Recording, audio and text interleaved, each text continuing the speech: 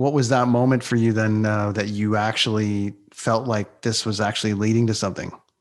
That you went, this might actually happen. Um, I think so when I first started doing, before I went and decided to go to Second City, I initially thought I wanted to go to school for broadcasting because I was just like, I was trying so desperately to find, I'm like, how can I just get on TV? I don't know how to get on TV. So maybe if I go to broadcasting school, that seems like a Right. direct route. So I remember going to it was like Sheridan College and York University and Ryerson, all these places that had these broadcasting programs. And I went to like their little like their orientation for the classes. And I remember being in a class or the orientation group, there's like, 12 people or whatever. And they go around the table and ask everyone why they wanted to get into broadcasting. And everyone had these things of like, oh, I just love the technical side of things. And I want to be in production. And my dumbass goes, I just want to be on TV. And like the class fucking laughed at me. They were like, this they thought I was such a douchebag for having said that, but I was like, I don't know. I mean, that's why I'm here. I want to get on TV. I don't know how to do it. This seemed like a way that maybe I could do it. And then I did not get accepted into any of those programs. So then I went when I was like, hey, well, that's not going to happen. I'm going to go do Second City. But yeah, I think when I started to realize that I was like kind of on to something. So I was always the youngest one in those classes because I was like the earliest really that I could take those adult classes. But they do like an evaluation at the end of each level that you do. And, a lot of the times it was like, just like having like instructors tell me that I had like sort of like a promising like brightness about me, or that I had this quickness about me, but that I think I was very capable of sort of commanding the room at 18, like having these like adults and helping to lead a scene or come up with the ideas and just sort of take the reins. I've always sort of had that, not like a control freak kind of way. I like to be in control in that. I like to take the reins when other people are being very passive. That is like not me.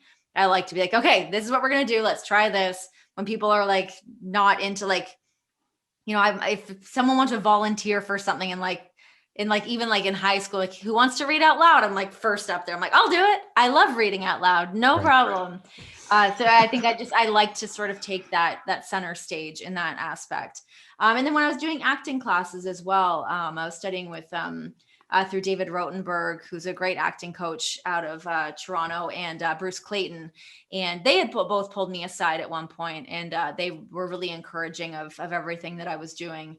But then I got into hosting instead, and that's all really worked out. So, I mean, it was, a lot of, I didn't really hit too many like giant roadblocks other than the sense of like not booking gigs and going to auditions and kind of eating shit or not, just not doing great in that sense. So, but yeah, it was definitely encouraging to have people that were my instructors and teachers at that time take a liking to me. I'm not sure you have any time in your schedule, but are you interested at all in acting now or doing anything in that capacity? I've always been very interested in that. That like I will always say like that's sort of been my first love in the sense of like performing. Because to be completely honest, like I actually don't love public speaking for like what I do. It's not something that I enjoy. It stresses me out. So like if I'm on camera doing something is like one thing, but the idea of like acting and making things smaller and more intimate and just sort of the art that goes behind that is something that I've always just been very, very drawn to.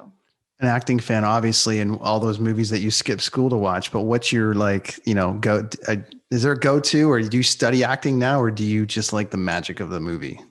I don't study acting at all anymore. I mean, if I lived somewhere else, I probably would. There's just not a lot to offer in Las Vegas in terms of like film acting, because it's all, 4 hours away in Los Angeles. So there's not a ton out here. I was getting together with one acting coach out here a couple of years ago, just because I've always had that itch, but it was one-on-one classes. So what can you really do other, when you're not with a group and kind of doing some more extensive classes and whatnot. But yeah, I would love to kind of get back into doing that. Yeah. I feel like I didn't answer your question. Sorry. No, but I mean, hey, it's like, I mean, you've taken it. You said you've worn a pile of hats. So I go on a tangent and then I forget. It's but, okay. You've worn a pile of hats, and you know, are you going to just add another hat to that level and keep going? Thanks for stopping by, friends, to the Brenton On Tour podcast channel on YouTube. Coffee, music, travel, life, all of those things. One page, lots of guests, lots of chatter. We talk about all of it. If you like it, subscribe, hit the thumbs up button, leave a comment. I'll get back to you. Thanks, friends. See you next time.